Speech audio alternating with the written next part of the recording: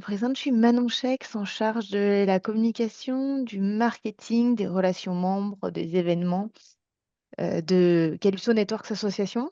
Donc, on va voir après ce qu'est une Calypso Networks Association. Mais, euh, mais donc voilà, merci beaucoup de nous avoir invités, de nous avoir permis de faire cette présentation. Et je laisse la place à Ludovic, qui est le deuxième membre de l'équipe présent aujourd'hui. Oui, bonjour à tous. Donc moi c'est Ludovic Texeira-Acosta, je suis directeur de projet et expert Calypso. Donc voilà, sur tous les sujets techniques, je pourrais répondre sur cette partie-là. Donc voilà, je m'occupe des formations, des groupes de travail et voilà, avec Manon, on accompagne pour les formations. Voilà. Et très rapidement, parce que du coup, on va vous laisser la parole, hein, Ludovic, Manon, c'est quand même ça le but. Juste rappeler, donc, ces formations, c'est des moments d'échange internes à l'équipe de Codatu, à laquelle sont associés aussi les bénévoles et les membres du bureau. L'objectif pour nous, c'est de faire un peu des points sur certains sujets pour nous permettre de renforcer notre expertise et nos connaissances dans le secteur de la mobilité urbaine. Et on organise ces codes académies sous forme, on va dire, de cycles thématiques pour essayer un petit peu de bénéficier de l'expertise de différents experts ou membres de notre réseau sur certains sujets. Et donc là, on vous remercie déjà, hein, Ludovic et Manon, de prendre le temps d'être avec nous aujourd'hui. On sait aussi que vous avez préparé cette intervention, donc merci beaucoup pour votre implication.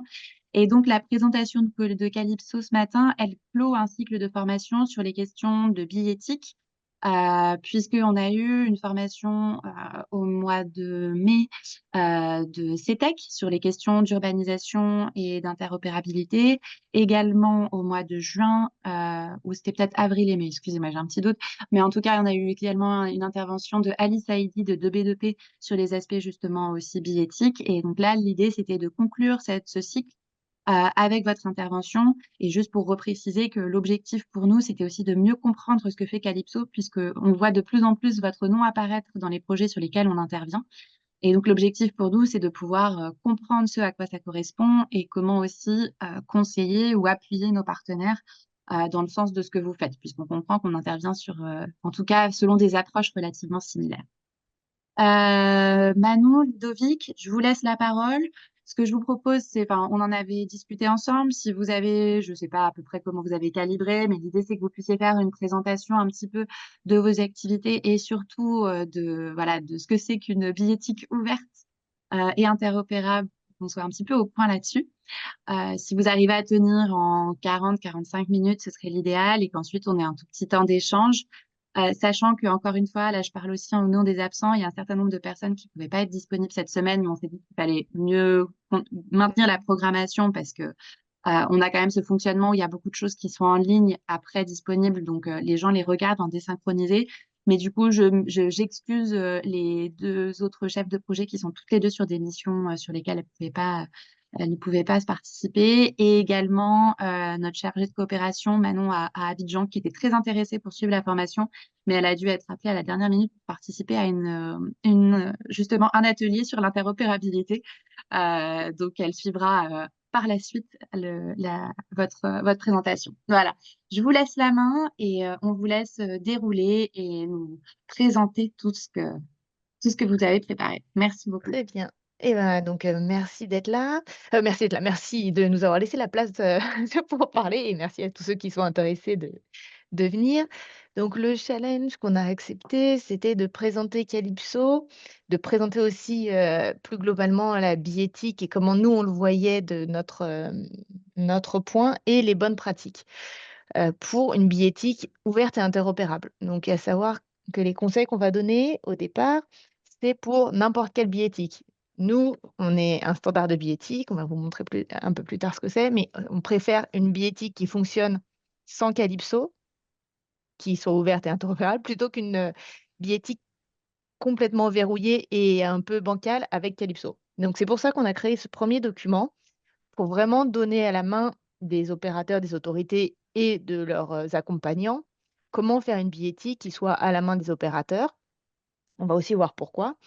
Et ensuite, on va vous replacer comment Calypso se situe dans la billettique, notre rôle d'association, en repartant du plus haut de la chaîne. Donc, En commençant, n'hésitez pas à m'interrompre si vous avez des questions, si c'est pas clair, même si on a un temps après, je pense que c'est important aussi la réaction à chaud parce qu'on peut en oublier des informations ou des questions sur le temps de la présentation.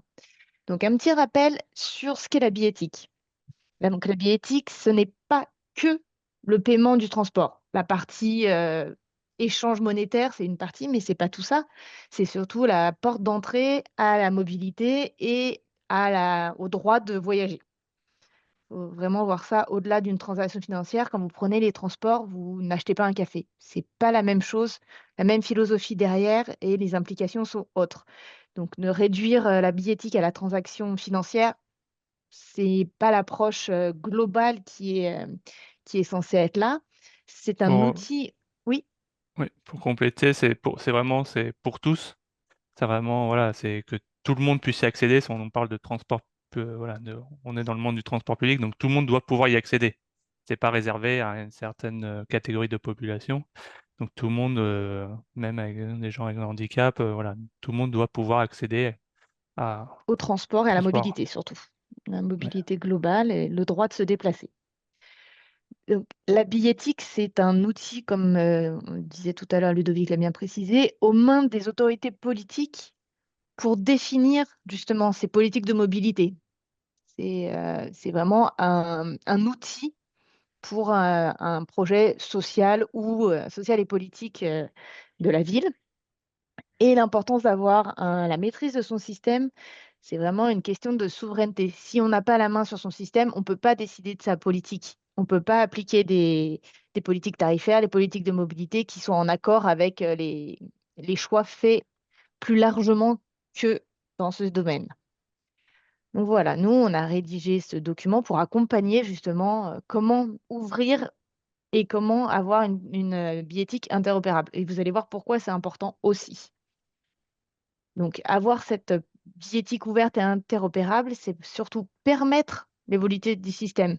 Quand on dit ouvert et interopérable, ça veut dire que c'est vraiment l'autorité qui décide et que ce n'est pas un choix de boîte noire par une société qui serait, elle, du coup, maître du système. Et d'avoir la main sur votre système billettique, ça permet de décider vous-même de l'évolutivité, de décider quelles évolutions sont utiles pour vous, pour l'adapter au mieux à votre vie, en fait, à la fois à vos usagers, à la fois à vos choix, et que ce soit vraiment le plus économique, enfin, économique dans le sens pas le moins cher possible, mais le plus efficace et le plus pertinent pour vous, parce que la dépense publique est importante. On n'essaye pas de tout ce qu'on va dire, c'est vraiment pas de proposer des économies pour que ce soit le moins cher, mais que à chaque euro ou chaque, peu importe, que chaque somme dépensée le soit dans l'utilité et dans l'intérêt de tous, plutôt que de subir des factures ou de subir des choix d'un intégrateur parce qu'on n'a pas pris les bonnes décisions ou les bonnes précautions au départ. Donc, d'avoir un système évolutif et ouvert, ça permet aussi de les faire évoluer pour avoir toujours le niveau de sécurité maximum à la fin. Ça permet aussi de faire évoluer et d'implanter des nouvelles politiques tarifaires sans avoir à payer des sommes extraordinaires pour des choses faibles parce que ça n'a pas été prévu au départ. Donc, l'évolutivité toujours. D'implanter sans contrainte de l'interopérabilité. Ça veut dire qu'au départ, peut-être que j'avais mon petit réseau dans mon coin, j'avais peut-être ma petite solution, et puis au terme, on voit que bah, le réseau d'à côté, il y aurait des connexions à faire, il y a un troisième réseau qui vient s'implanter, de la mobilité douce ou autre, parce que ça fonctionne, et du coup, tout le monde souhaite cette interopérabilité qui fait énormément sens. D'avoir la main sur son système, ça permet de le faire, même si ce n'était pas prévu au départ. Voilà, donc exactement la même chose, c'est un peu répétitif en dessous, de pouvoir avoir aussi des nouveaux opérateurs. C'est une autre forme d'interopérabilité et donc vraiment d'avoir la main sur comment le système vit. Parce que c'est beau de faire quelque chose à l'instant T qui correspond aux besoins du jour, mais on sait que, enfin, on sait, normalement, on sait que plus tard, c'est voué à s'améliorer, c'est voué à progresser, c'est voué à grandir et à faire de nouvelles choses qui n'étaient pas là au jour J. Pareil en sécurité, la sécurité évolue. Ce qui est vrai un jour, ce qui est la plus haute sécurité un jour, n'est plus vrai le lendemain. Donc voilà, il faut vraiment savoir et être conscient que ce qu'on prévoit un jour, sera plus la vérité du lendemain. C'est assez bête, mais pour autant, ça vaut toujours le coup de le rappeler. Et tout ça, comme je vous le disais, aussi dans le sens de maîtriser son système, c'est maîtriser les coûts. C'est pas le but de faire le moins cher, mais c'est faire le plus pertinent. Alors, quand on parle de coût de possession d'un système, qu'est-ce que c'est? C'est pas juste le coût d'achat. On sait bien que l'achat, c'est une partie du coût du système, mais il y a toute sa vie derrière. On pense un système, on va pas dépenser cet argent-là pour 3, 4 ans.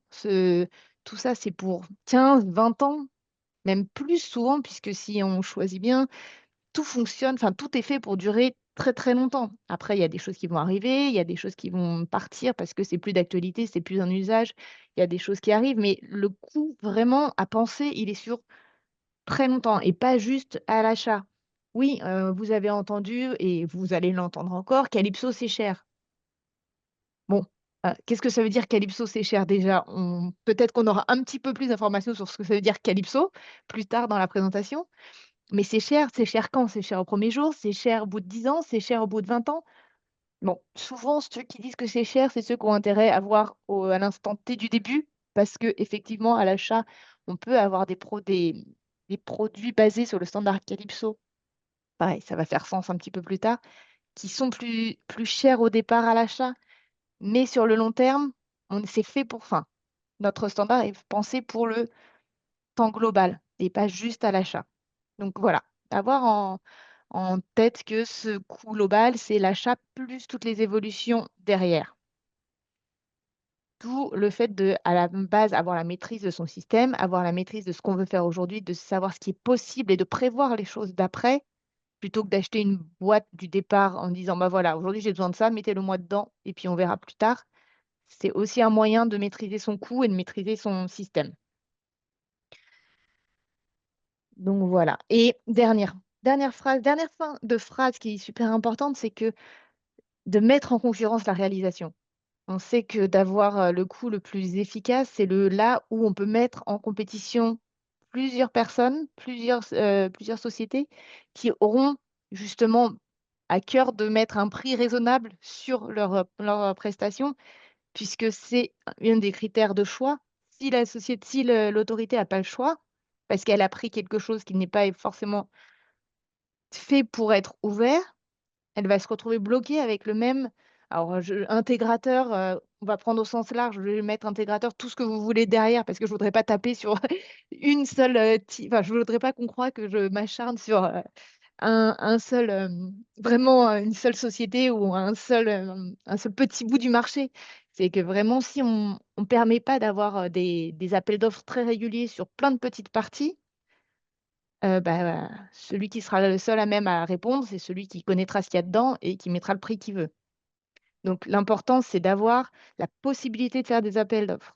Certes, ça a un coût en temps et en connaissances interne, mais est-ce que c'est pas là où on doit avoir la connaissance et la maîtrise des coûts plutôt qu'en externe? Donc oui, ça veut dire, avoir maîtriser son système, ça veut dire avoir de la connaissance en interne, se former, s'informer, mais néanmoins, c'est savoir ce qu'on achète derrière aussi. Maîtriser, être capable de parler d'égal à égal avec, les fournisseurs et pouvoir, les challenger sur ce qui est proposé. Donc moi, voilà, juste pour compléter ce qu'a dit Manon, voilà, c'est vraiment ce point important. Calypso est construit, on va en parler, mais c'est vraiment construit autour de ça, de cette souveraineté pas des opérateurs, de l'utilisateur. Voilà, l'opérateur, les autorités doivent être souverains de leur système, vraiment maîtriser les coûts, vraiment ne pas dire, ne pas acheter. Voilà, je fais un appel d'offres et c'est le moins cher qui gagne. On voit régulièrement ça, des choix. Voilà, quand on fait des grilles d'appel d'offres, bah, il faut bien mettre pondéré au bon endroit et pas que le coût d'achat soit la pondération maximum. Sinon, bah, on se retrouve à avoir des systèmes qu'on achète le moins cher possible, parce que la pondération dans l'appel d'offres a été réglée de cette façon, mais derrière, il n'est pas évolutif et toutes les évolutions se font par avenant. Et comme la société derrière sait que le contrat, elle l'a pour 5, 10, 20 ans, bah après, elle fixe son propre prix, il n'y a pas de concurrence possible. Donc, ils sont obligés de, voilà, côté dans le public, souvent, il y a du gré à gré parce que finalement, il y a du, des contrats gré à gré parce qu'on ne peut pas faire d'appel d'offres. On est obligé d'expliquer juridiquement que non, on ne peut pas faire un appel d'offres public parce qu'il n'y a que cette société qui peut répondre. Et donc, on se trouve à faire du gré à gré. Et le gré à gré, bah, comme il y a une seule société qui peut répondre, bah, elle fixe le prix qu'elle veut. Donc voilà, c'est très important de cette partie de coût total, de penser à tout, la maintenance, les logiciels qui vont avec. Voilà, il y a vraiment toute cette partie-là qui est malheureusement, nous on le constate régulièrement, qui est, on va dire, un peu négligée. Et les appels d'offres, nous ce qu'on constate, c'est souvent ces appels d'offres sont des copier-coller des appels d'offres d'il y a 5 voire 10 ans. Donc souvent on voit Ou des appels d'autres d'offres réseaux ou d'autres qui sont réseaux, pas forcément, on voit des appels d'offres qui sont pris pour un réseau et on voit le nom de l'ancien réseau qui est encore présent dans l'appel d'offres, ou alors on voit encore la date pour un appel d'offres 2024, c'est écrit appel d'offres 2011. Donc voilà, il faut vraiment retravailler sur voilà. Quand il y a un appel d'offres, ça prend du temps. Effectivement, il faut replonger dans le sujet, recomprendre, mais c'est pour voilà, il faut derrière pour alors, être souverain de son voilà. système. Maintenant que Ludovic vous a fait peur, je vous rassure, on a pas on vous dit ça, mais on aide aussi, Voilà. à être sûr que tout ça, ce soit à votre main. Donc enfin à votre main, à votre portée et clair pour que les gens puissent être sûrs qu'ils ont leur système ouvert et leur appel d'offres ouvert. Donc là, je vous ai montré tout au début le document des bonnes pratiques, je reviens dessus, qu'on a rédigé. À la fin de ce document, il y a un petit QCM très simple qui permet de voir si, alors, est-ce que ce qu'on a comme projet, c'est vraiment une billettique ouverte. Donc, c'est vraiment un tout petit QCM. Et si jamais il y a des réponses négatives, bah, comment passer au positif? Enfin, au positif, du non au oui, c'est dans le document, a priori. Donc, vraiment, c'est pour le basique, c'est vraiment du basique, c'est du très, très, enfin, basique, très, très large et vraiment enfin, au début du projet. Les réponses sont dedans. Et quand Ludovic vous parlait de l'appel d'offres, donc là, je vais sauter presque à la fin de notre présentation, mais c'est pas grave, on y reviendra. On a aussi rédigé un guide d'accompagnement pour des appels d'offres le mieux fait possible du niveau Calypso, où à l'intérieur, on a mis des copier-coller. Donc là, la photo, c'est juin 2023, on l'a remis à jour pour septembre. Des petits copier-coller de textes qui garantissent que si vous voulez faire du Calypso, ces petits textes vous permettent d'avoir l'appel d'offres le plus ouvert possible, de ne pas vous limiter sur, par exemple, demander du Calypso, mais demander juste une marque de carte, on le voit souvent. Ben, du coup, c'est un peu dommage parce que ça referme la porte à toutes les possibilités que propose Calypso en termes d'ouverture et en termes de compétition. Donc pareil, là, il y a de quoi faire pour accompagner la rédaction d'appels d'offres si certains veulent des. Bon, là, on l'a fait sur Calypso parce qu'on va quand même pas faciliter le travail à ceux qui veulent pas, pas du Calypso sur des appels d'offres, mais ça reste la déclinaison de la philosophie du premier document et des bonnes pratiques. Donc voilà, pour en revenir aux bonnes pratiques, comme on vous l'a dit, maîtriser et posséder son modèle de données, contrôler son architecture de sécurité. Là, Ludovic, tu peux sans doute dire un mot sur les prochains qui sont un petit peu plus Bon, bah, techniques et qui oui, sont plus clairs. voilà. Maîtriser, posséder son modèle de données, voilà, c'est qu'aujourd'hui en France, bah, voilà, et souvent dans les pays francophones, on utilise le modèle de données qui s'appelle Intercode. Peut-être entendre parler de ce nom-là ou vous l'entendrez parler. Donc, on se base sur l'Intercode, mais après, il faut, voilà, comment on l'utilise. Faut que ça soit, voilà, vous le possédez et pas que ça soit l'industriel, la société qui l'a, parce que le jour où vous voulez changer, faire un nouvel appel d'offres, bah, vu que il lui appartient, le modèle de données, c'est lui qui l'a défini et qui l'a mis son copyright dessus, bah, en fait, il va soit ne pas accepter de vous le donner, ou soit vous allez devoir payer pour pouvoir le récupérer. Donc voilà, c'est vraiment important parce que c'est ça qui va permettre de faire évoluer votre gamme tarifaire. Si vous ne maîtrisez pas, bah, à chaque fois que vous voulez faire évoluer votre gamme tarifaire, bah, vous devez financer des mises à jour auprès de l'industriel qui possède le modèle de données. Donc après, ensuite, contrôler son architecture de sécurité, c'est contrôler bah, ses clés, les clés de sécurité, parce que quand on parle d'un système, voilà, en général, un système billettique, bah, il est quand même sécurisé, et donc on utilise ce que nous on appelle des modules de sécurité qu'on appelle des SAM, qui contiennent les clés de sécurité du réseau, qui permet donc ça, les clés aussi, D'avoir une sécurité physique. ce qu'on a constaté aussi, c'est que parfois, bah, les clés, dans un appel d'offres, on oublie de préciser que les clés doivent être sont en possession de l'autorité ou l'autorité.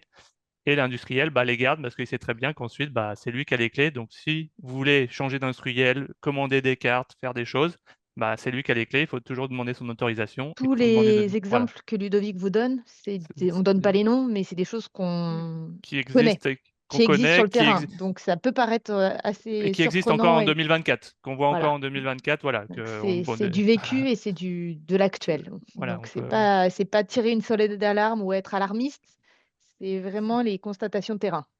Donc voilà, et utiliser des systèmes de sécurité standards parce que voilà, la sécurité, ça repose il y a des standards de sécurité qui existent et pas prendre des architectures de sécurité propriétaires proposées par des sociétés, mais vraiment prendre du standard. De plus en plus avec tout ce qui est sujet cybersécurité, voilà, en France, il y a l'ENSI qui propose pas mal de choses. Donc voilà, il faut vraiment s'appuyer sur ça pour la partie sécurité. Sur une architecture modulaire et des API, le sujet c'est de dire en fait, il ne faut pas acheter des boîtes noires, il faut découper son système en briques, en modules. Donc une brique pour le valideur, une brique pour le module de vente, la brique, et tout ça soit modulaire pour qu'on puisse facilement faire un appel d'offres pour chaque module et faire évoluer chacun des modules indépendamment. S'il y a un problème, ça coûte moins cher de faire évoluer une petite partie du système que de faire évoluer tout un système. Donc voilà, ça c'est vraiment revoir une architecture, d'avoir une maîtrise de son architecture, de toutes les interfaces entre le valideur, l'équipement de vente, les serveurs centraux, tout ça doit être défini et maîtrisé par l'utilisateur.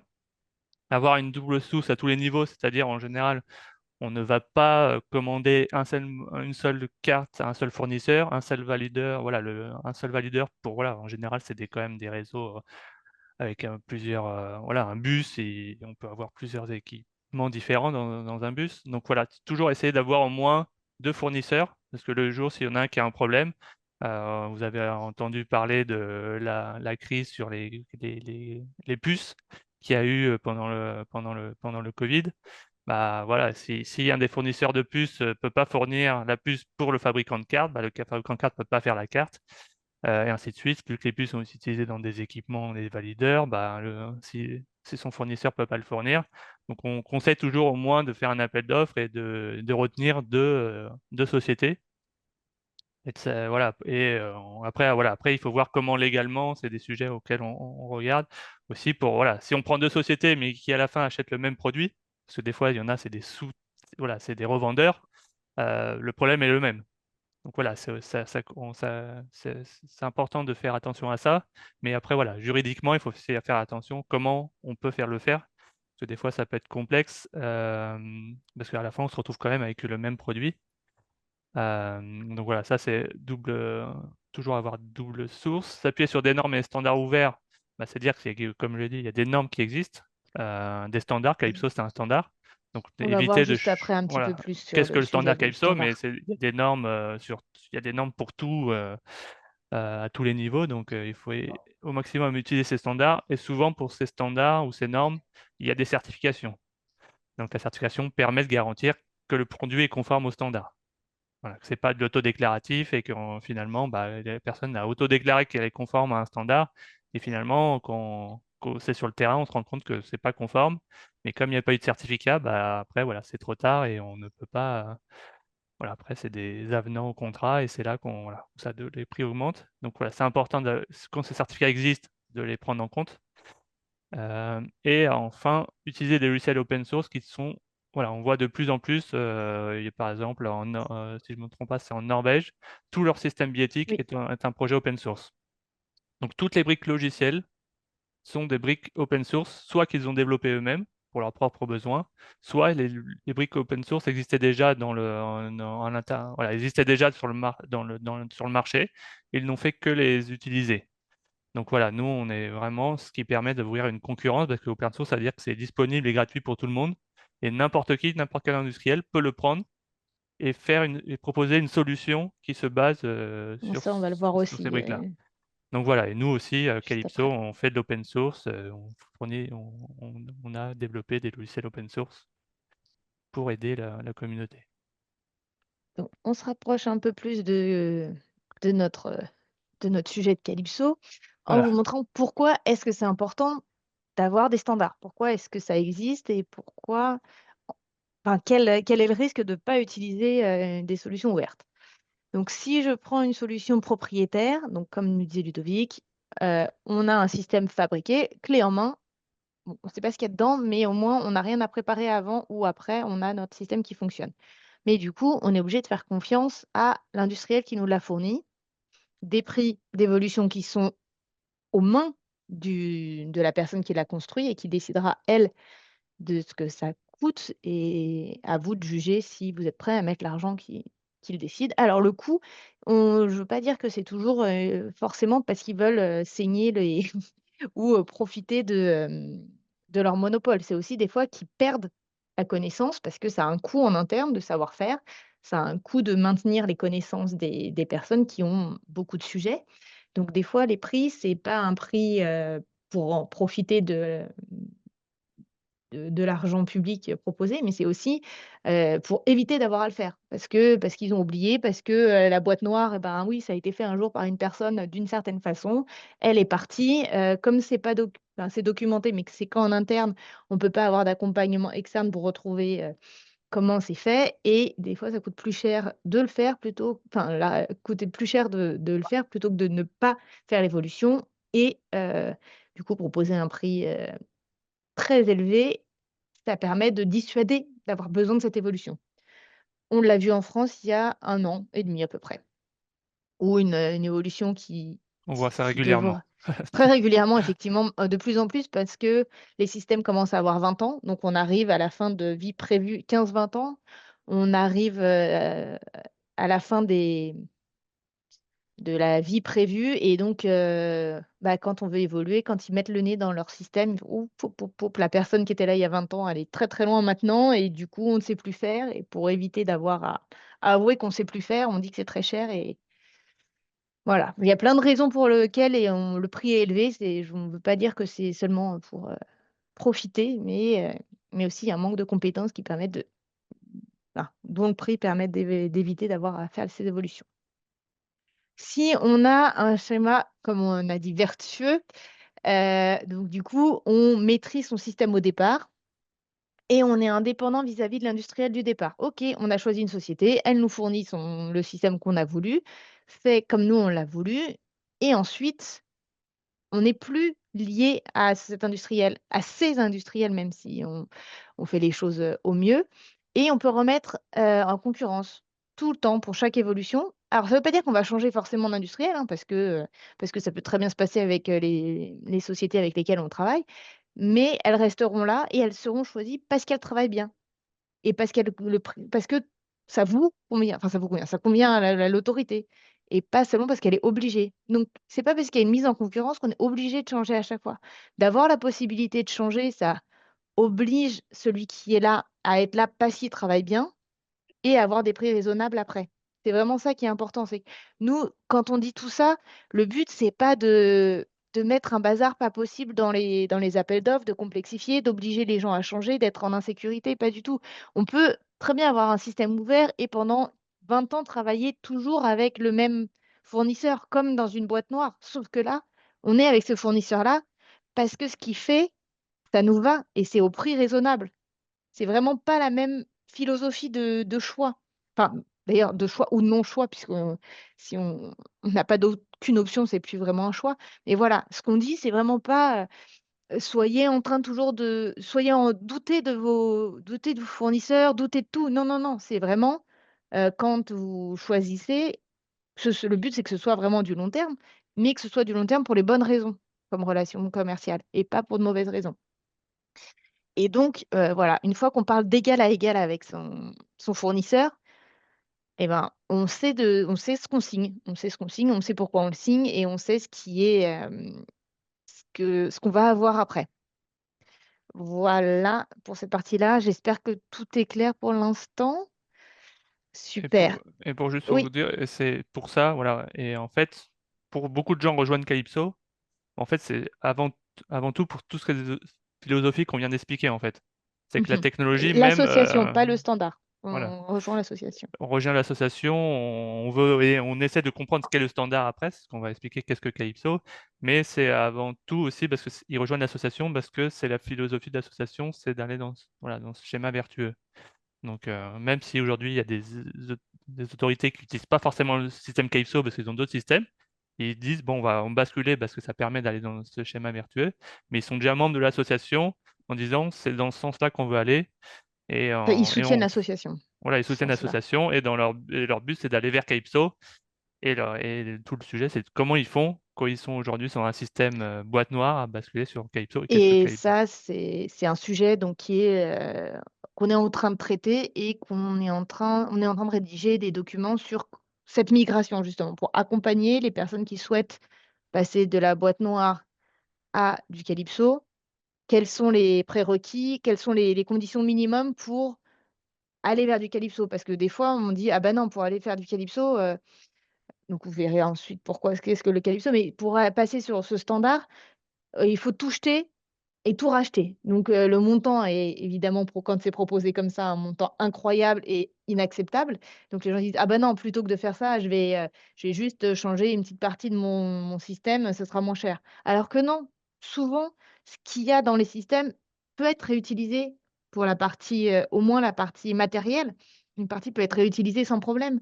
Voilà, c'est vraiment pas notre philosophie de demander à ce que pour venir chez Calypso, mettez tout par terre et rachetez. Au Pas du tout, il y a des choses qui sont réutilisables de ce que les gens ont déjà.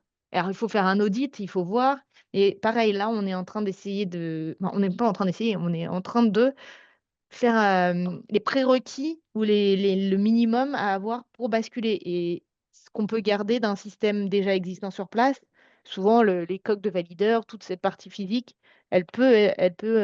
pour une partie, être gardée et ça évite de racheter des choses incroyables derrière. Donc voilà, un autre document qu'on est en train de faire pour accompagner le travail, de tout le monde. Et alors là, on se rapproche doucement mais sûrement de ce qu'est Calypso. Parce que donc c'est un standard qui permet une compétition ouverte avec plein de fabricants qui produisent la même chose, mais chacun à leur façon. Alors ça va pas être très clair, le schéma est beaucoup plus clair. Ça veut dire que quand on a un standard ouvert, on a un bout de recette de cuisine qui fait que ça fonctionne et après chacun est libre de d'agrémenter autour avec sa spécificité, s'il le veut. Mais que le cœur, c'est-à-dire que je peux prendre, la recette de A, je la retrouverai chez B et tout est interopérable. Donc ça permet d'avoir plein de fabricants qui font plein de produits. Tous les produits, là, si vous voyez, donc on a tous nos fabricants. Ah, ma souris fonctionne, ça sert à rien que je vous le montre comme ça, pardon. On a plein de fabricants. Chacun peut développer plein de produits basés sur le standard, mais enfin, Ludovic va préciser après, plusieurs produits avec des déclinaisons, tous auront les mêmes fonctionnalités. Après, chacun agrémente et avec sa spécificité, fait des choses un peu différentes, mais elles peuvent fonctionner ensemble. Donc, voilà, A fabriquera le produit 1, le produit 2, B fabriquera le produit 1, produit 2, ou 4, 5, 6, 12, peu importe, et tous seront interopérables entre eux. Chacun choisira le nombre de produits qu'il veut faire, chacun choisira les fonctionnalités du produit, s'il veut faire des produits avec les fonctionnalités du produit 1 ou du produit 3, mais pourront tous fonctionner sur le même réseau. Le but dans tout ça, c'est de dire qu'en gros, vous faites un appel d'offres pour, on va dire, pour avoir le produit 1. Voilà, le fabricant A, B et N vont tous pouvoir répondre. Vous allez en choisir deux. À un moment, il y en a un, peut-être des deux, voilà, qui va avoir un problème, il ne va pas pouvoir vous fournir le produit 1, bah, l'autre C'est société, pas grave. l'autre Et pourra vous puis, fournir et quand bien même vous faites l'appel d'offres, A et N sont dans l'appel d'offres, vous n'êtes pas satisfait de A parce que au bout de 2 ans, vous voyez que les performances de leurs produits sont pas satisfaisantes ou X ou Y, hop, vous pouvez refaire un appel d'offres et choisir B à la place, dedans. et après L'important, c'est que aussi. vous appelez, vous demandez un produit et il y a plein de choses, plein de personnes qui peuvent y répondre. Et le produit 1, ça pourrait être voilà, la carte pour les abonnés et le produit 2, ça peut être des tickets. Donc, vous avez sur chaque produit ou le produit 3, ça pourrait être la solution sur mobile ou une carte, un carnet de tickets. Voilà, et comme ça, vous pouvez avoir pour chaque type de produit plusieurs sociétés, à l'opposé de ce qui est un standard propriétaire, qui Après, il y avait d'ailleurs, juste Solène qui c'est... avait une Ah, question, pardon, je Solène. pense. C'est- Ah, Ah, pardon. En oui, fait, tu as répondu à ma question, Manon, c'était ça. C'était juste pour être sûr de bien ben, comprendre, juste voilà, avoir des exemples de produits. super. Mais du coup, là, c'était très clair, merci. Et ça, on le retrouve aussi dans les documents, dans le guide.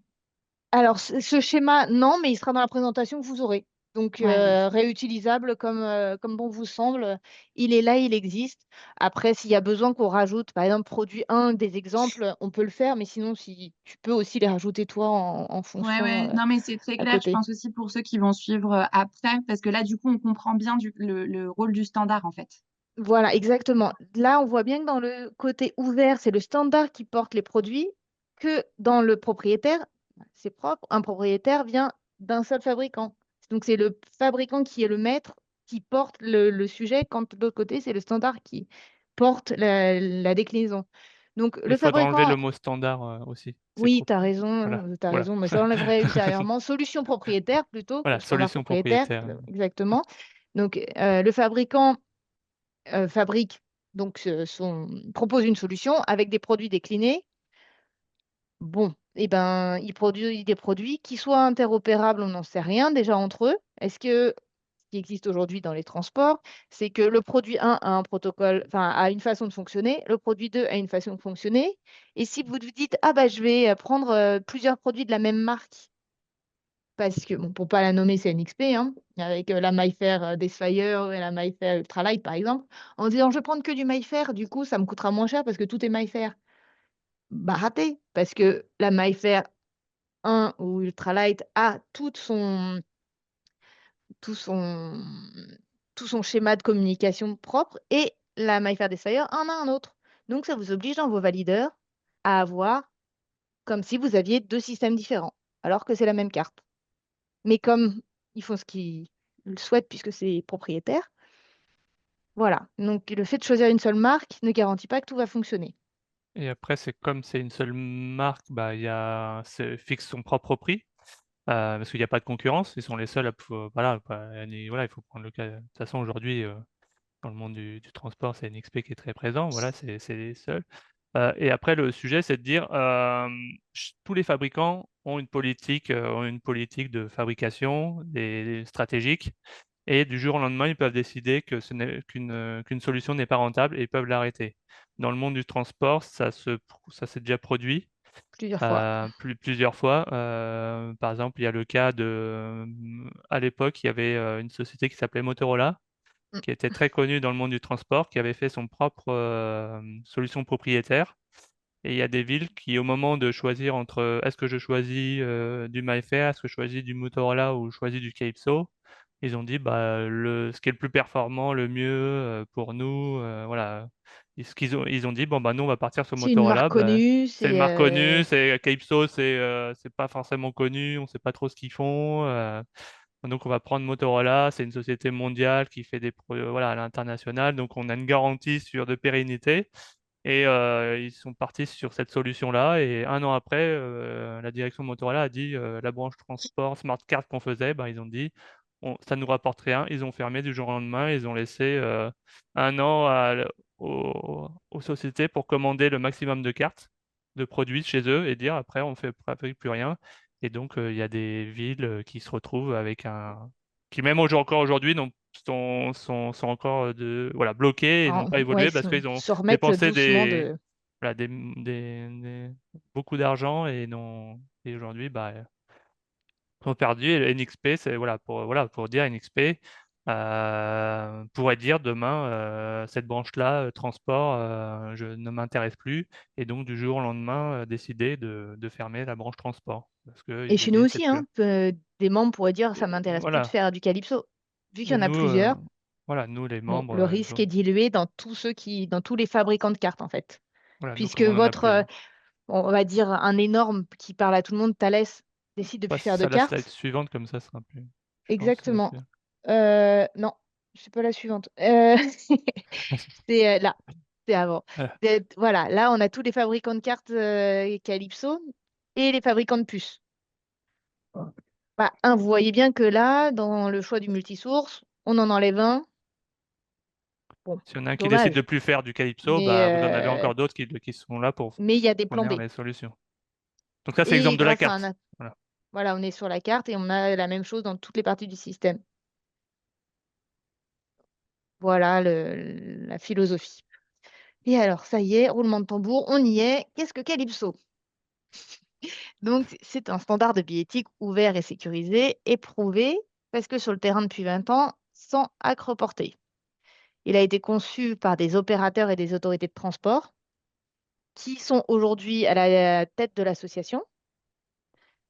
Et donc, ces autorités de transport avaient besoin d'une solution pérenne, ce qu'on vient d'expliquer avec le multisource, avaient besoin de transactions rapides, puisque à l'origine, il y avait la RATP qui doit gérer le passage à la Défense, par exemple.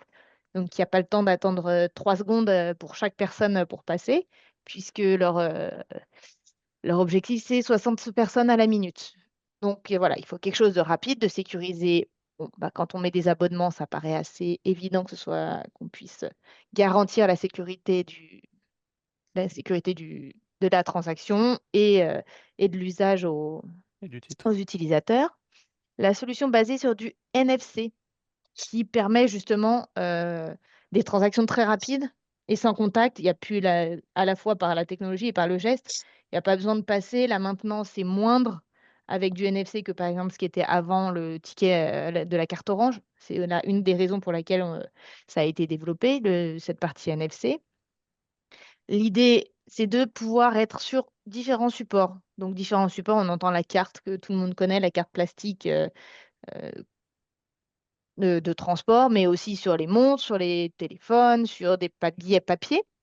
Et on a des solutions bas de coût depuis peu, on va vous montrer juste après, qui permettent de faire de l'ouverture sur tout type de titres aussi. Mais là, je vais un peu trop loin. Calypso, ça a été fait sur les systèmes qui a été fait pour fonctionner sur les cartes centriques, mais c'était pas, enfin, ça a été dès le départ pensé pour les systèmes ABT. Là, je vais laisser Ludovic vous préciser, parce Oui, en qu'on fait, entend beaucoup parler de ABT aujourd'hui, ABT ceci, ABT cela. Calypso, ça fonctionne pas avec du ABT, c'est faux. voilà, ce qu'il faut bien comprendre, c'est que le tout Calypso en fait a été conçu à la base pour que en carte centrique, c'est-à-dire que le titre est dans la carte. C'est-à-dire que il n'y a pas besoin d'une connexion à un serveur pour savoir s'il a un titre. La personne elle voyage avec sa carte. Si elle perd sa carte, bah, elle perd ses titres. Donc ça, le but, c'est que c'est ça le plus rapide parce qu'il n'y a pas besoin d'avoir une connexion 4G ou fibre optique qui marche continuellement. Il faut savoir que la RATP, le ticket magnétique, à la base, était en serveur centrique, en ABT, c'est-à-dire que le titre est sur le serveur. C'est-à-dire que le ticket magnétique, il mettait du temps à passer dans la machine parce que c'était le temps que le serveur, l'équipement se connectait au serveur pour dire s'il avait le droit de voyager ou pas. Sauf qu'ils se sont rendus compte, bah, ça fait perdre du temps. Et donc, ils ont dit, bah, on va mettre les titres dans la carte parce que là, au moins, la transaction est juste locale entre la carte et le valideur et au moins, ça fonctionne tout de suite. Donc c'est pour ça que les titres sont aujourd'hui dans la carte pour ce gain de temps, de rapidité, de sécurité. On n'a pas besoin de sécuriser les échanges entre le valideur et le serveur. Voilà, il y a pas, on peut pas. Voilà, c'est pour ça que c'est pas hacké. Maintenant, on a une volonté dans certains pays, ils ont une déploiement de fibre optique, ils ont de la 4G, de la 5G, voire de la 6G bientôt. Ils ont beaucoup de choses et ils se disent, bon bah j'ai plus cette contrainte de réseau, donc je veux passer sur de l'ABT. Et ça, l'ABT, ou le serveur centrique, c'est je mets le titre dans un serveur central et la carte n'est plus qu'un identifiant. Mais il faut quand même s'assurer que c'est une carte authentique et c'est là qu'on dit, bah, Calypso est aussi, comme c'est sécurisé, bah, au moins on est sûr que la carte c'est une vraie carte et c'est pas une fausse carte. Mais quand on passe de l'ABT, il y a tous les problèmes de sécurité, de hacking, voilà, de Voilà. cybersécurité, de dire, bah, il y a quelqu'un qui peut venir attaquer le serveur central et s'il a accès à tout le parcours client, tous les voyages, tous les titres, bah, ça amène de nouveaux risques.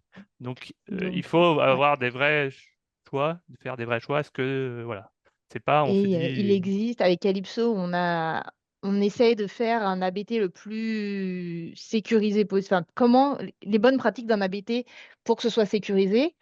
Vu qu'on a 45 minutes, je vous propose que vous pouviez nous réinviter si vous voulez Manon, parler d'ABT et de CBT. Oui?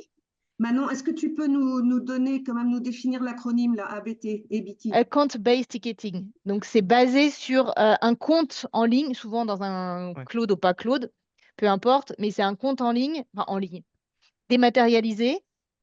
C'est la différence entre avoir votre compte sur votre carte ou votre compte en ligne voilà, c'est ça, ABT. Donc, souvent, les gens imaginent que parce qu'on a une carte, ça marche pas avec un compte délocalisé. C'est ça tout le discours autour du sujet. Mais que ça va réduire les coûts et que ça va Et que réduire ça tout va ce que réduire les coûts pour mettre des quand vous cartes passez bas sur de de la gamme BT, il faut avec de la un. sécurité, il faut des choses. C'est C'est pas les mêmes coûts, pas aux mêmes endroits. Mais ça reste si on veut quelque chose de sécurisé, ben, il faut sécuriser les échanges avec le système délocalisé. Donc, il y a toujours de l'investissement. C'est pas en disant je passe en ABT, j'enlève tous les coûts de sécurité de la carte, je peux mettre n'importe quoi et puis c'est bon. Bah non, parce que si là où il y a toutes tes informations, donc ton serveur est hacké ce coup-ci, ou les échanges avec le serveur sont hackés, et ben ça revient au même sujet que l'échange entre la carte et le validaire si c'est pas sécurisé. Donc, non, la BT n'est pas moins chère. La BT a des coûts à d'autres endroits.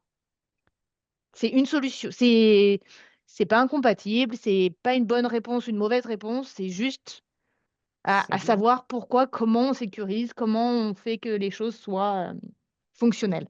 Et rien n'est mauvais si on sait de quoi on parle et si on sait comment qu'on maîtrise ce qu'on fait.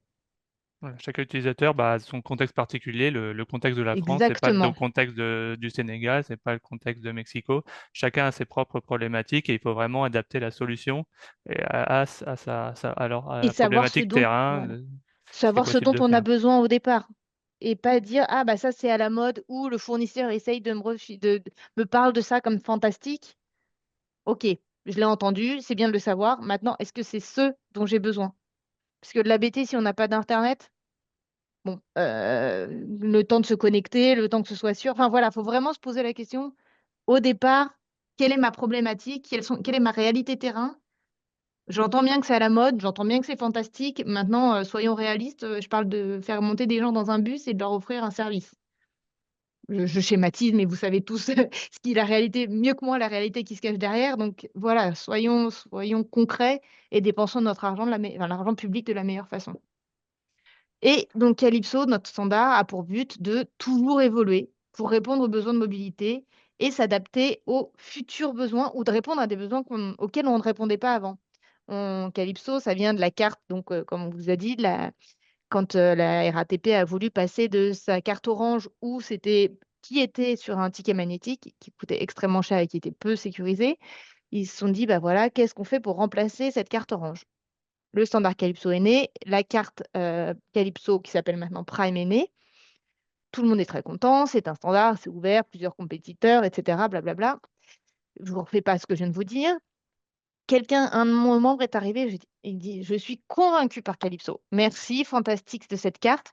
Maintenant, j'en fais quoi de tous ceux qui ont des tickets magnétiques chez moi? Parce que vous me proposez une solution pour mes abonnés, mais tous ceux qui viennent à côté, je suis obligée d'avoir un deuxième protocole, je suis obligée d'avoir des choses propriétaires. Euh, Qu'est-ce que vous me proposez? Ah, et bien là, le rôle de l'association, on s'est creusé la tête et on a proposé une gamme de produits entière aujourd'hui, qui va donc de cette carte haut de gamme à des tickets unitaires. Il y a une slide entre les deux et on revient dessus. Où se situe, donc, ce qu'on me dit, un système Calypso par-ci, un système Calypso par-là. Où se situe Calypso dans le système? Aujourd'hui, il se situe, donc, vous voyez en bas la carte, et Ludovic va vous expliquer la suite parce qu'il le fait vachement mieux que moi. Voilà, nous d'un point de vue Calypso, nous, un système, voilà, comme vous voyez, c'est très simple. Il y a un serveur central, des machines de vente, des machines de validation, des équipements de contrôle et une carte. Et tous ces équipements ont un module de sécurité qu'on appelle le SAM, qui contient les clés de sécurité. Et donc, nous, on a fait des documents qui expliquent comment, voilà, qu'est-ce qu'un SAM, comment faire un SAM, comment l'utiliser, qu'est-ce qu'une carte, comment ça marche, comment il faut communiquer avec. Et tout ça, on met des processus de certification pour s'assurer que la carte est conforme à tous les niveaux. Le SAM, on est en train de travailler sur le sujet pour mettre des certifications, des choses. Les équipements de contrôle, on a des déclaratifs, des certifications. Donc voilà, nous, finalement, un système Calypso, on va dire, c'est assez simple Et de ce ça, point on de vue. parle bien de tout ce qui est software, enfin, tout ce qui est Ouais. logiciel. On parle absolument pas du matériel, du hard, comme certains vont l'appeler. On n'est pas sur cette partie-là. Du Calypso fonctionne dans n'importe quel matériel. Si on prévoit au début, enfin, si c'est du matériel, si l'intégrateur, là, c'est le rôle clé de l'intégrateur, si l'intégrateur travaille avec, enfin, prévoit tout ça, n'importe quel on parle bien de théorie, hein, mais n'importe quel valideur, n'importe quel matériel peut supporter du Calypso. C'est bien notre philosophie. Donc nous, on ne fait Et que le but du standard Calypso, l'association, notre travail, c'est de faire des documents techniques que n'importe qui peut reprendre et faire des produits qui respectent ces règles. Et derrière, nous, on va certifier, on a des processus de certification, des choses, où on va vérifier que chaque industriel qui va faire un produit, une carte, un SAM, un équipement, bah, il est conforme à la spécification, donc il est interopérable. Et pourquoi Calypso, comme l'a dit Manon, nous, c'est voilà, c'est vraiment le sujet, c'est dire ce qui est demandé par les autorités, c'est l'authenticité des données de la carte. Parce que quand on dit qu'on est sur une carte qui contient un titre, bah, il faut être sûr que la carte, c'est les bonnes données et aussi que leur intégrité. Après, il n'y a pas d'autres choses, mais voilà, c'est vraiment dire, bah, il n'y a pas eu de hacking de la carte, c'est pas une fausse carte, on peut pas la dupliquer, on peut pas faire des choses. Donc nous, on travaille constamment pour améliorer, pour être toujours au niveau de sécurité demandé par tout ce qui est là, quand on parle, je veux dire un peu des mots techniques, mais quand on parle de cryptographie, voilà, des choses comme ça. Mais voilà, on évolue constamment. Donc, comme l'a dit Manon, on est passé de la carte plastique. Maintenant, on a une solution pour des cartes papier. On a passé sur c'est la carte d'après, c'est la slide d'après, Ludovic. voilà, on a fait pas mal de choses. Et donc voilà, le standard. Et on le fait évoluer constamment. Comme l'a dit Manon, là, on fait travailler sur de la BT, on travaille sur Voilà, les donc sujets. Et le standard vraiment. appartient aux autorités. Et Oui, donc, c'est vraiment les autorités, bah, elles font évoluer leurs standards, elles ont un nouveau besoin. Calypso aujourd'hui, c'est que de la. En gros, on parle de cartes, de SAM, de terminal. Maintenant, on est en train de travailler sur la BT. Mais si demain, l'association, les opérateurs, parce que c'est eux qui ont la main, qui nous disent ce qu'on doit oui. faire, si demain ils nous disent, bah, moi je veux faire, en gros, la marque Calypso, le standard Calypso, je le veux pour autre chose, bah, on pourra faire autre chose. S'ils nous disent, bah, on veut plus aller dans la partie serveur central, sur d'autres choses, en fait, Même d'autres Calypso, solutions d'autres que solutions que de la carte. C'est-à-dire, que de la carte. en fait, Mais c'est ça, aussi pour. nous, on est juste les petites mains des Voilà. opérateurs et des autorités qui sont au bureau. Donc, Ça, donc c'est une nous, organisation que vous connaissez voilà, mais parce que nous, aussi. on entend souvent les gens dire, oui, mais Calypso, ça répond pas à mon besoin. Des fois, on entend, nous, Voilà. ça, on ne répond pas aux besoins. Ben, on leur dit, ben, en fait, le besoin, c'est vous qui le définissez et le standard répond aux besoins que vous avez définis. Donc, si le standard répond plus aux besoins, ben, pour certains, Dites-le ben, ils nous sont et membres de nous, l'association, on leur dit, dites-le nous et on va travailler pour qu'ils répondent aux besoins. Mais souvent, ils disent, il ne répond plus aux besoins. Au lieu et puis de, c'est tout. Oui. rejoindre l'association, Mm. de discuter avec les membres tous ensemble pour faire évoluer le standard pour répondre aux besoins, on voit régulièrement des choix qui sont faits, dire en fait, il répond plus forcément à mon besoin, alors je veux prendre, je fais, parce que les industriels, voilà, qui font la promotion de d'autres choses, ils disent ah ça semble de répondre à mon nouveau besoin, donc je vais prendre leur solution propriétaire, Prendre et leur c'est là solution, où c'est ça, et remettre tout par terre et et- dire, bah oui, pour mettre ma nouvelle solution, il faut que vous rachetiez tout et que vous mettiez tout ce que vous aviez avant. Et on retombe dans la problématique, dans le cercle dont on vient de parler. donc c'est pour ça qu'on Euh, invite tous les autorités à rejoindre l'association, dire voilà, si vous avez un besoin, on est là pour faire évoluer constamment, et si ça répond plus, c'est que voilà, c'est que vous Ouais, n'avez pas. je reviens pour conclure. Donc là, on a bien dit qu'on était sur la partie logicielle du système. Et donc on a bien entendu, ah oui, mais c'est facile, mais c'est compliqué de faire du Calypso, on ne sait pas faire, tout ça, tous ceux qui fabriquaient, tous les intégrateurs ou les fabricants de valideurs qui font aussi intégrateurs, tu dis, ah, mais c'est trop compliqué, on ne sait pas faire. On a dit, ok, encore une fois, un problème, une solution. On va faire de l'open source. Donc, on a mis en open source, je viens juste 2 mots dessus, et on a quasiment fini notre présentation. 2 mots dessus, on a créé ce qui s'appelle Keeple en open source pour facilement, donc je cherche le logo, je ne sais pas où il est, évidemment, là. Ici, voilà, on a de la documentation en expliquant pourquoi l'open source est une solution, pourquoi ça peut être utilisé, mais on a aussi dit, bah voilà, très bien, vous ne savez pas le faire, vous ne voulez pas le faire, nous, on va vous mettre à disposition la partie soft qui va aussi dans les valideurs pour que vous n'ayez pas à comprendre la complexité de Calypso. Vous vous concentrez sur votre activité de fabricant de valideurs, vous le faites mieux parce que vous n'avez pas à avoir du savoir-faire logiciel qui n'a rien à voir avec, avec l'activité, votre activité à vous. Et nous, on vous donne donc la partie Calypso. Vous développez les petites connexions. Merci, au revoir. Donc voilà, on essaye vraiment de faciliter au plus pour que la philosophie puisse être appliquée partout.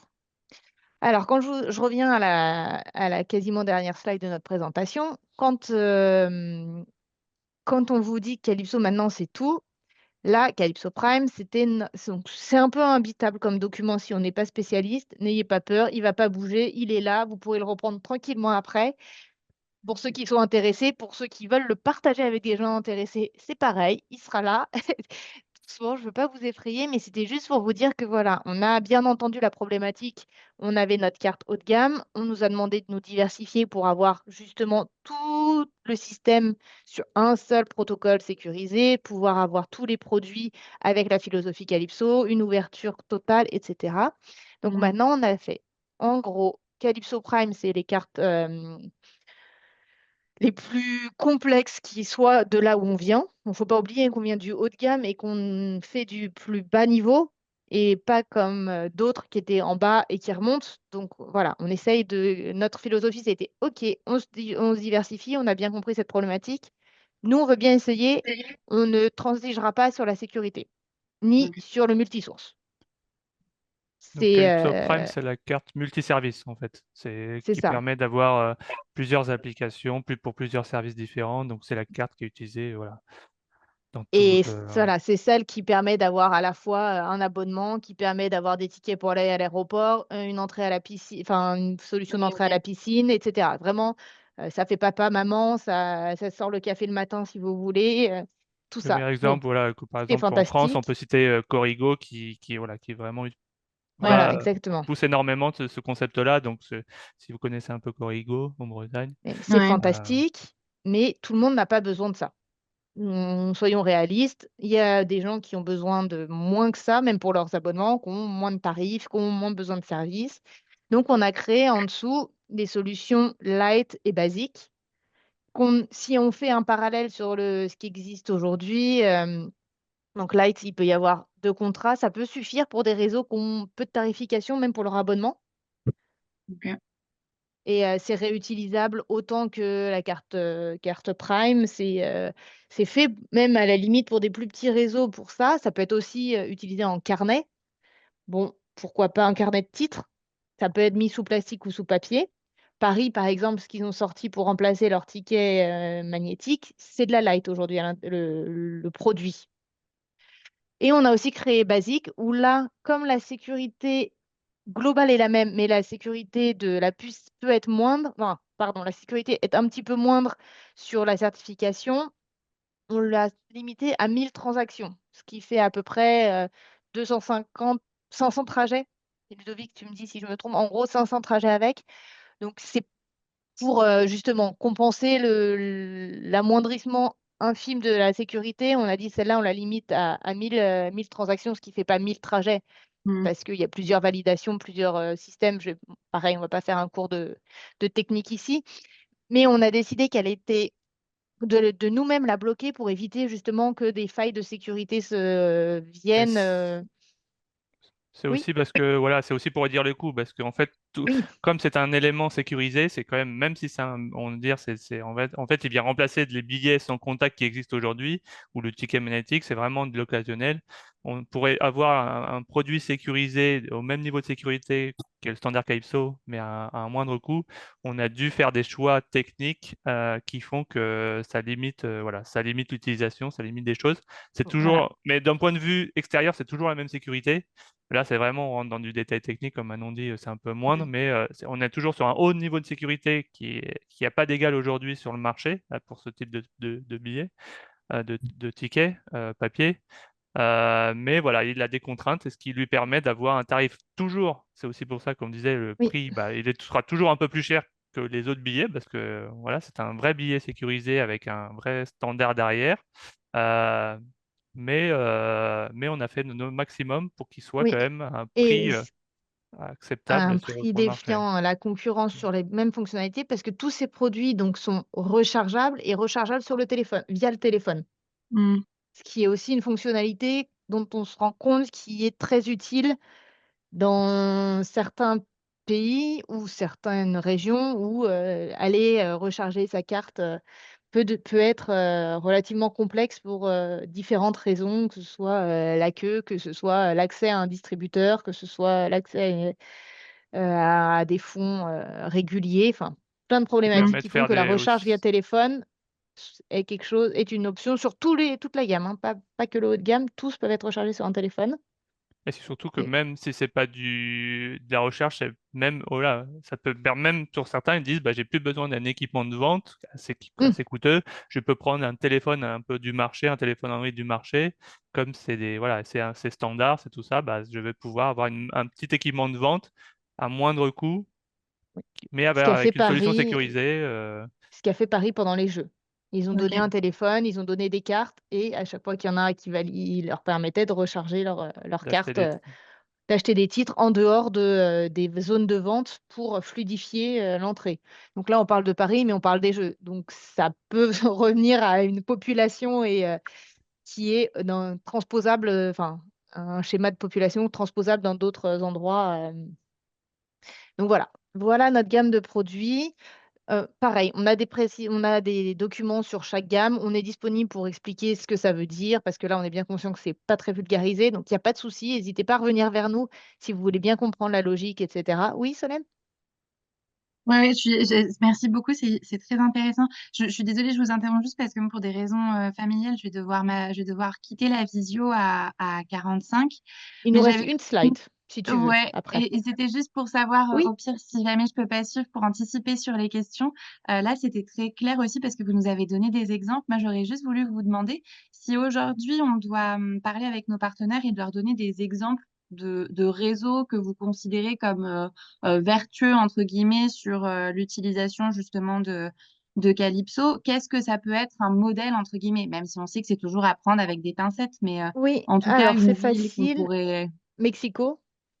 Ok. Mexico. Alors, on va vous dire, oui, mais c'est une très, très grande ville. Oui, ok, mais c'est quand même pas Paris. Enfin, même si c'est plus grand, les Mm. moyens sont pas les mêmes.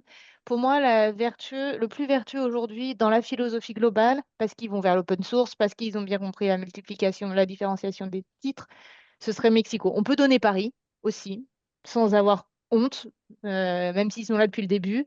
Ils ont une démarche, alors c'est pas les mêmes problématiques, c'est un éléphant, c'est lent, tout ça, mais ils ont une belle démarche derrière et assumée.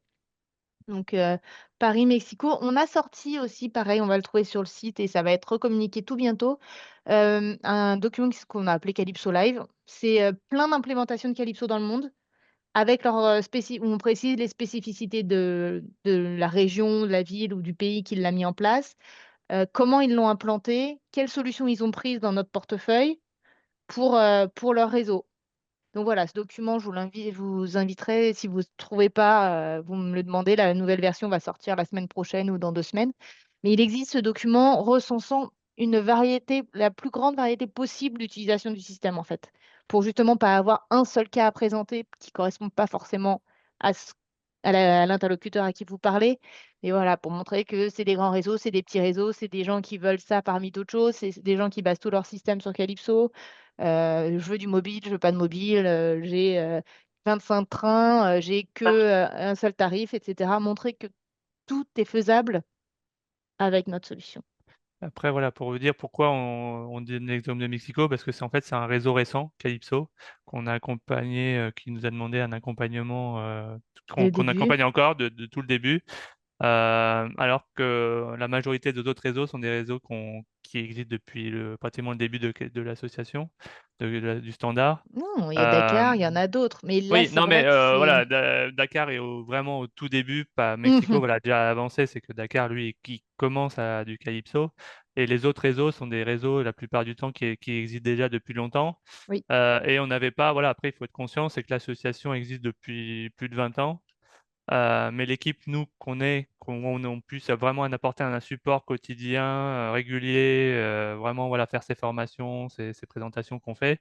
L'équipe, et avant, il n'y avait pas d'équipe, c'était que des gens techniques auxquels je faisais partie, qui se réunissaient et qui faisaient avancer les sujets. L'équipe, maintenant, qui existe, c'est depuis 2017 qu'elle a été mm, créée, 2017-2018. c'est ça. Donc, il n'y a que depuis 2018 que l'équipe existe et on peut vraiment faire un accompagnement et aider. Et tout le sujet, c'est qu'avant, aussi, c'est aussi le sujet, c'est que beaucoup de personnes pensent que Calypso, vu qu'ils connaissaient Calypso il y a 20 ans, ils pensent que On Calypso, n'a c'est pas juste vu. des gens techniques qui parlent entre eux et qu'il n'y a pas d'équipe qui existe. Et donc, nous, tout ce sujet, c'est aussi de se faire connaître, savoir que maintenant, il y a des gens où il y a un vrai support technique, il y a un vrai support commercial, voilà, il y a vraiment des gens derrière. Il y a vraiment, on a des bureaux, on a des choses, on fait beaucoup de choses et tout le travail qu'on a depuis 2017, c'est de dire maintenant, il y a des gens à qui vous pouvez parler et qu'il ne faut pas hésiter à nous contacter et voilà, pour vous aider. Donc, c'est aussi le gros Ouais. changement qu'il y a eu Oui, ces dernières donc ça, années. c'est sur la Merci, c'est super partie... clair. Euh, Super. Une Oui, petite question. On peut avoir une petite question bien Oui, sûr, oui. c'est alors je vous dis juste là c'était la dernière slide, c'était l'appel d'offres dont on a déjà parlé avant, donc c'est l'accompagnement à la rédaction, copier-coller pour pouvoir être sûr que votre appel d'offres est bien ouvert quand on veut du Calypso. N'hésitez pas à nous les envoyer pour qu'on relise. S'il y a des appels d'offres, on fait ça, c'est gratuit, on accompagne volontiers pour faire un retour. On a déjà travaillé avec Thibaut sur des questions, pas un appel d'offres, mais sur déjà des cadrages au début et on fait ça volontiers. Nos contacts, si jamais il y en a besoin, tout est là. Et vas-y Thibaut, j'ai fini de parler. On est ouvert pour toutes les questions. Ok, merci. Euh, Vous avez parlé beaucoup de Calypso, mais je sais aussi que vous surveillez aussi et vous auditez des systèmes qui ne sont pas Calypso. Euh, Quels sont, ça c'est un peu pour l'auditoire, et moi-même, c'est quels sont les grands standards aujourd'hui biétiques en dehors de Calypso, En propriétaire, du coup, puisque en ouvert, il y en aurait un, mais en open en source? open. Alors, on va être obligé de dire qu'il Vous y considérez a que OS MyFair Cypers. est Non, propriétaire? oui, MyFair, MyFair oui, est c'est une solution propriétaire. propriétaire. C'est une solution qui existe, hein, qui est très déployée. Ça On n'a appartient à pas NXP. de... Ça Donc, appartient si à NXP NXP. décide de fermer, bah, tout le système MyFair s'arrête. C'est un choix. Voilà, parce qu'il n'y a pas de double source sur la Deathfire, par exemple. Voilà, donc après, en Oui. pseudo ouvert, mais avec une seule puce Il y a principalement Calypso qui est en open source. qui, En oui, fait, voilà, en fait, il y a Calypso qui est répandu, on va dire, c'est 20% du marché mondial.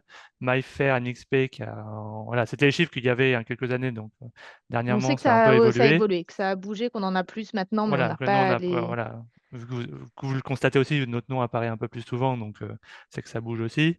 MyFair, on va dire, c'est en gros 70%. 70%. Et après, il y a d'autres solutions propriétaires, parce qu'après, il y a les solutions propriétaires de Japon qui est Fidica, la solution C'est ITSO en mais qui est Angleterre, déployé qu'en Angleterre. il y a VDV en Allemagne, qui est qu'en Allemagne aussi. Et une Euh, et après, micro-tentative d'ouverture qui et est ap- Cyper sur SPT. voilà, et OSPT, et un peu pour expliquer le contexte, c'est que l'association Calypso est dirigée que par des autorités de transport et bah, l'OSPT est dirigé par des industriels. Et Donc ils n'ont voilà. qu'une puce qui est, qui est de l'Infineon derrière. Donc du multisource relative sur le sujet, mais c'est un peu technique. Et après, il y a des Jean-Jacques, billets, voilà. si on a répondu à ta question, Oui, alors juste pour compléter et oui, pour préciser les choses, si on utilise une carte, enfin si on a dans un système une carte MyFair, c'est pas incompatible pas du avec un tout. système open, hein, on est d'accord? Pas du tout. Et Calypso fonctionne sur pas mal de réseaux en cohabitation avec du MyFair.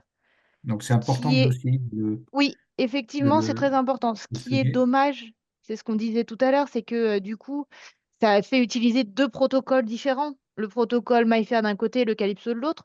Mais c'est tout, en fait. C'est pas grave, et c'est pas grave, c'est pas mauvais, c'est pas une mauvaise option. Il y a du Calypso, il y a du QR code, il y a du MyFair, il y a tout ce qu'on peut imaginer. Et nous, on ne dit pas que Calypso doit tout remplacer. Nous, on est une brique, on propose des choses. Chaque réseau est indépendant, chaque réseau est différent, chaque réseau a ses propres besoins. Et tant mieux si, on a du Calypso, du QR code pour certains, de l'EMV pour d'autres. Si ça répond à un vrai besoin et si c'est quelque chose que vous savez au départ, que le réseau maîtrise les coûts que ça engendre derrière et la propriétarisation et ses conséquences sur chaque, segment. Nous, D'accord. au contraire, on n'a aucune prétention à dire qu'on fera tout parce qu'on ne fera pas tout. Et c'est comme l'a dit Manon Merci. en introduction, c'est qu'on préfère un système bien fait, mais qui utilise d'autres technologies, d'autres solutions, qu'un système mal fait, mais qui se dit Calypso, et qui finalement, nous, c'est les conséquences, c'est que l'image de Calypso en pâtit parce que les gens disent, ah oui, mais c'est mal fait, et on voit que Calypso, c'est mal fait, et en gros, il y a des raccourcis qui sont malheureusement rapidement faits. Dommageable pour nous. Voilà. Et Ok. pour tous les utilisateurs. Et Jean-Jacques? dernière Oui, pardon. question qui est plutôt une demande de confirmation, mais quand on installe ou on veut faire installer un système biétique, pour que le système biétique soit interopérable, ce que je comprends, c'est que il faut faire certifier ce système, mais ça veut dire certifier tous les sous-systèmes. Bah, en fait, la certification n'existe pas Quand il à y a tous une les niveaux. certification. Ce qui est surtout important, pour avoir un système interopérable, c'est que ce soit un système où l'architecture est bien définie. C'est que, en fait, c'est ce que on a dit, c'est qu'il faut que ça soit modulaire. C'est que les interfaces, tous les composants, les interfaces soient définies. Après, il y a des interfaces qui existent et qui sont certifiables et voilà, qui sont des normes et qu'il faut réutiliser. Mais des fois, il y a des interfaces qui n'existent pas. Et c'est là où on dit aux utilisateurs, aux autorités, bah, c'est à vous de les créer, de les définir, mais il faut que ça vous appartienne. Comme ça, quand il y a quelqu'un qui arrive, vous voulez étendre, vous êtes propriétaire de la connexion, de l'interface, donc vous pouvez connecter n'importe qui et votre système devient interopérable. En fait, c'est tous ces liens-là qui doivent être Et après, les identifiés et certifications, certification des Ouais, sous-systèmes, ça ouais. vient comme un peu une cerise sur le gâteau de oui, une fois qu'on a bien défini, une fois qu'on sait ce qu'on veut, la certification garantit le meilleur fonctionnement possible c'est que vous n'avez pas besoin Voilà, de faire des du tests système. vous. C'est que vous dites vous certifiez, c'est l'industriel qui va prendre ces coûts-là, qui va faire le travail de s'assurer que tout est bon. Et vous n'avez pas au moins voilà, de d'accord. maintenance, de Ce suivi, que de je comprends, c'est que vérification. pour avoir la garantie de l'interopérabilité, il faut avoir la certification. Et au final, au bout de la chaîne, oui. Ouais. D'accord. Mais elles n'existent pas forcément. C'est ça le sujet, malheureusement. Pas sur tous les sujets. Parce que tout Jean-Jacques, n'est pas. Oui. Oui, merci beaucoup Manon et Ludovic, c'était très intéressant. Moi j'ai deux questions assez globales parce que j'ai compris dans votre présentation que finalement vous venez d'un monde où il y avait des solutions propriétaires et peu évolutives et c'est pour ça que historiquement ce besoin d'avoir un standard ouvert est arrivé. Nous, on est confronté à un autre monde, c'est celui de beaucoup de villes où il n'y a pas du tout de solution billettique pour l'instant, où soit il n'y a pas de billetterie et tout se paye en liquide, soit c'est des tickets papier. Et on est confronté notamment au transport artisanal qui est en train peut-être de se professionnaliser. Là, on a l'équipe malgache de Codatu où justement il y a un projet de créer une ligne pilote qui serait exemplaire, et notamment exemplaire en matière de billettique. Donc ma question, c'est est-ce que vous auriez, mais de manière Oui. très simple, pour des contextes où il faut inventer en fait la billettique et les standards du futur, est-ce que vous pouvez nous dire quelles sont les recommandations à donner sur le terrain de manière très claire, et sans que ça soit complexe, parce que là, les gens sont complètement dans un autre monde pour l'instant. Il n'y a pas encore du tout de billettique. Par contre, il y a des initiatives qui commencent à apparaître qu'il faut peut-être essayer d'arrêter, justement parce qu'ils vont partir sinon vers des solutions artisanales propriétaires, là, qu'il faut peut-être essayer d'empêcher. Justement, est-ce que vous avez des recommandations très simples qu'on pourrait diffuser comme ça? Et là, l'équipe malgache notamment sera très intéressée. Puis ma deuxième euh, question, c'est le modèle économique de Calypso, parce que vous êtes oui. une association, vous faites vraiment énormément de choses apparemment. Et donc, comment vous arrivez à fonctionner puisque vous vendez pas c'est pas vous qui vendez du matériel, vous développez un standard universel et ouvert. Donc, comment vous faites ça en fait? Est-ce Alors, que c'est une cotisation des membres? Et dans ce cas-là, quels sont vos membres? Vous n'avez pas dit quels étaient vos pas membres. de Voilà. souci. Je propose de répondre, Ludovic, tu complémenteras tout ça. Alors, pour la première partie des exemples, bah, je vais revenir à Mexico en nuançant parce que j'ai bien compris qu'on part de zéro. Mexico ne partait pas de zéro, mais Mexico a donc du privé et du public. Les artisanaux, j'appelle privé justement tous les artisanaux, où là, ils ont mis en place, donc oui, toujours apprendre, je suis bien consciente que ça ne colle pas à 100% avec ce que tu nous as demandé au départ, mais on va y revenir après pour d'autres choses. Eux avaient des artisanaux, donc pareil, paiement en monnaie, chacun sa ligne, chacun sa petite boîte à la fin de la journée, on va à la banque.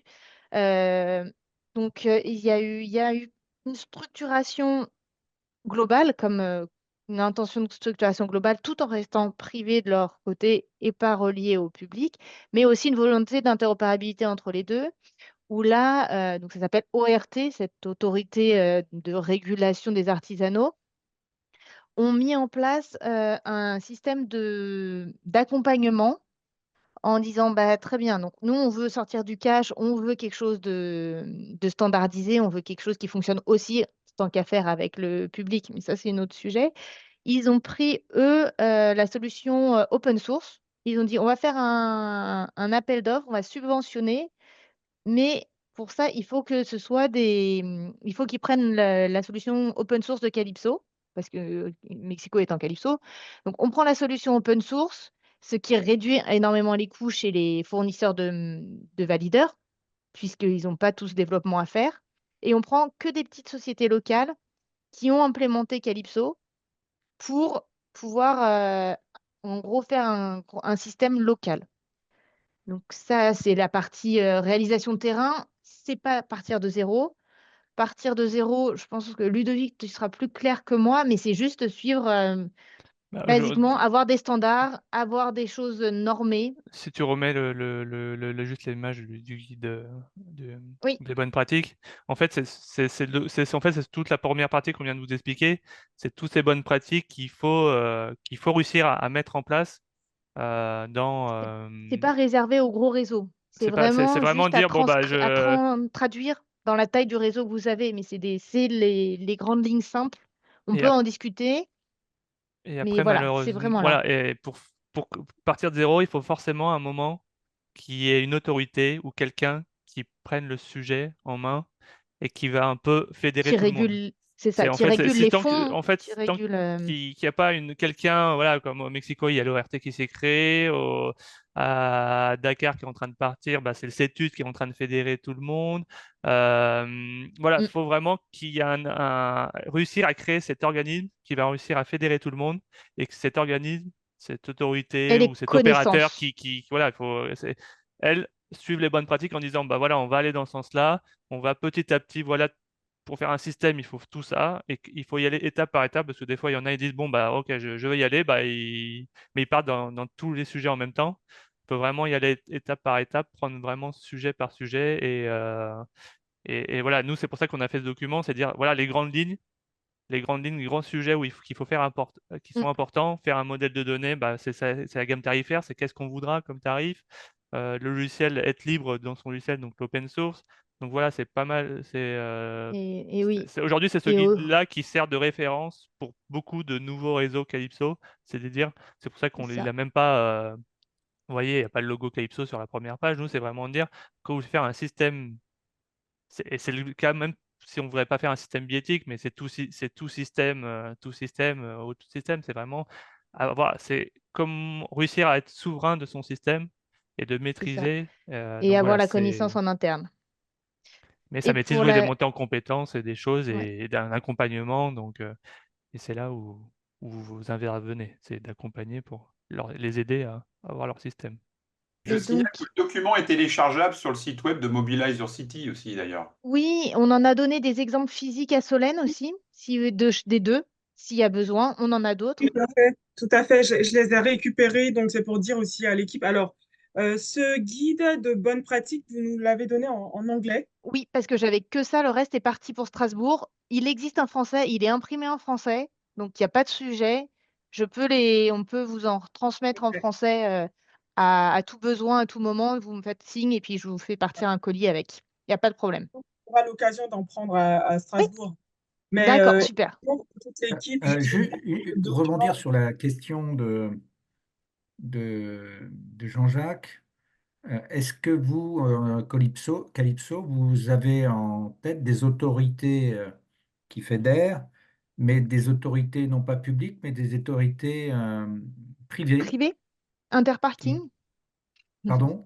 Interparking, qui fait du parking, justement, étonnamment, mais D'accord. qui eux, organisent tout leur réseau basé sur Calypso. Donc, c'est pas vraiment la même chose. En privé, on aurait ORT. C'est à Ah, Mexico, ça. c'est à Mexico toujours, mais pour le coup, c'est du privé. Ouais. D'accord. Qu'est-ce Non, mais ça qu'on... existe. Vous Ça confirmez que ça existe. existe? Oui, oui, oui, ça existe et c'est pas incompatible. C'est pas du D'accord. tout incompatible dans la philosophie.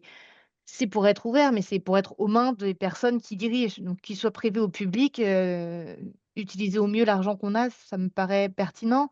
On avait aussi un projet, alors qui est un peu en stand-by pour des raisons d'instabilité de la direction, au Mexique, avec, ça s'appelle Grupo ADO. C'est les bus longue distance pour justement les réguliers des bus longue distance qui voulaient être avec Calypso, aussi pour l'interopérabilité avec Mexico, etc. Malheureusement, c'est un peu compliqué la gestion avec eux, mais voilà, quand un pays fonctionne, enfin quand ils sont convaincus, là, ça fait un peu tache d'huile et les privés, plus privés que Grupo ADO, je suis pas sûre qu'il y en ait beaucoup, se sont penchés sur le sujet. On attend que ça se restabilise pour discuter. Ok. Et après, pour Et je répondre à reviens la sur la... deuxième, oui, Ah ben vas-y. oui, comme tu veux. De la deuxième question, on a donc le modèle économique, on a trois sources de revenus, parce on fait beaucoup de choses, on est des bisounours, mais quand même, il faut qu'on mange et qu'on ait un peu de sous pour faire ce qu'on fait. On a trois sources de revenus. Une petite partie, c'est les revenus des membres, les membres qui sont répartis en 70% industriels de tout horizon, c'est-à-dire des cartes, des valideurs, des intégrateurs, public, transport, enfin de transport, contrôle d'accès et autres. On a une partie, c'est les services qu'on propose, un petit peu, les formations, pas celle-ci bien sûr, mais les formations jusqu'à 3 jours, vraiment toute Calypso en profondeur, jusqu'à l'open source, du fonctionnement, etc. Et, euh, et d'autres services annexes pour les réseaux. Et la troisième partie, c'est notre licence, notre licence de marque. Chaque carte ou chaque activation mobile, il y a une petite partie qui est reversée à l'association par Et les les, fabricants et les prix sont et pas par peu, les utilisateurs. C'est ça qui est important. C'est les fabricants de cartes ou fabricants de mobiles qui nous reversent de l'argent. voilà, les prix sont publics et sont disponibles. Voilà. Il y a un site, on a un document qui est public, parce que souvent on dit c'est cher parce que la licence, des fois, il y en a qui disent la licence est chère. Oui, Mais voilà, pour vous dire, en fait, c'est à chaque fois qu'il y a une carte qui sort d'usine, on reçoit, pour vous dire, la carte Prime, à chaque fois qu'il y a une carte Prime la qui plus sort chère, d'usine, donc. qui est la plus chère, on reçoit 0,18 centimes. Donc c'est même pas un centime, c'est qu'on reçoit 0,18 centimes. Ou c'est 18 centimes. ou c'est 1,8. Voilà. 1,8 Ah, centimes. 1,8 centimes. j'ai un Bon, doute maintenant. c'est pas ça qui fait Mais le voilà. prix de la carte au final, quoi. Mais donc nous, à chaque fois qu'il y a une carte, effectivement, nous, le but, c'est de promouvoir. Et plus il y a de cartes Calypso, plus on a de revenus et plus on peut développer le standard. On a une association à but non lucratif, donc tout ce qu'on fait, c'est fait dans le cadre Oui, et de développer l'association, développer sachant le standard. que quand sur notre budget global, il y a plus de 75% qui retournent en R&D. Ok. Donc, ça fait quand même plus beaucoup de choses pour la communication à la fin. Merci. Je taquine Ludovic parce que c'est c'est évidemment, comme chez tout le monde, le sujet. Mais voilà, ça me va très très bien que la majorité retourne en R&D et que ce soit pas de la communication ou d'organisation de réunions de membres qui coûte le plus cher. Merci. Bah, de rien, juste pour préciser ce qu'il y a en annexe de notre présentation, comme ça vous aurez enfin, sans doute vous aurez plusieurs réponses. On a été plus en détail sur toutes les bonnes pratiques. On a montré des exemples de choses qui se faisaient ailleurs. On a parlé de la certification, pourquoi l'opérabilité, un peu plus sur CNA, notre association et nos missions. Donc tout ça, c'est dans les annexes, tout ce qu'on fait. Donc, c'était juste pour rendre un peu plus complète la présentation qu'on avait et on se tient entièrement disponible pour des questions, des sujets, des transmissions de documents ou autres, en espérant que ce soit un petit peu plus clair Calypso Est-ce et... qu'une équipe locale, par exemple, à Madagascar, peut vous poser une question, là, si Mais à un moment bien sûr, d'hésitation, là, ouais, d'accord. si jamais ça Alors, prendra, si, au bout d'un moment, je si ça prend rebondis trop de temps, on viendra vous dire que ça prend beaucoup de temps et qu'il faut voir, mais il n'y a aucun sujet pour nous poser des questions, allez-y. Ok, je merci. rebondis sur ce que vient de dire Jean-Jacques, parce que j'ai reçu, moi, un projet, une proposition de solution billettique pour, pour Madagascar. Et je t'en ai parlé hier, Oui, maintenant avant-hier. Je suis en train de les questionner, là, ceux qui nous ont fait cette proposition, et puis je te reviendrai sans doute pour super, avoir un petit retour de ta part. avec plaisir. Effectivement, nous, voilà, on fait beaucoup de support à tous les, voilà. Après, c'est voilà, à tous les membres, à tout l'écosystème. C'est voilà, ça peut, voilà, c'est pas pratiquement un peu 50% du travail. Voilà, on essaie toujours d'être le plus réactif possible pour répondre, voilà, parce qu'on sait qu'il voilà, y a des contraintes de temps, des choses. Donc voilà, il ne faut pas hésiter à nous contacter. Voilà, comme à la Codato, on n'est pas une très grande équipe, mais on essaie de répondre comme, comme on Il De me peut. faire semble que avancer les... l'enjeu est très important parce que là, on parle à Madagascar, par exemple, des toutes premières initiatives. Donc, Mhm, si ça bien part dans sûr, la mauvaise direction, on peut penser qu'ensuite, il va y avoir des très gros problèmes plus tard. exactement. C'est pour ça qu'on pense, c'est notre philosophie, accompagner au début quelque chose qui part sur des rails, c'est crucial pour tout le monde. Donc voilà, on met de notre temps à disposition pour que les choses se fassent au mieux. Eh bien, merci beaucoup de votre attention, des questions, et puis n'hésitez surtout, encore une fois, hein, ça peut paraître pénible, mais ouais, on est quand même à disposition pour tout ce que vous voulez. Voilà, et on a essayé, voilà. On a débordé, Merci mais à c'est vrai vous. que c'était assez compliqué de tenir ça 45 minutes. Merci, On a essayé de faire merci à simple. vous deux. Merci à vous. Merci. Merci. Merci. À Pour votre bientôt. disponibilité. À Merci. bientôt. À bientôt. Merci. Dans le Merci. Au revoir. À bientôt.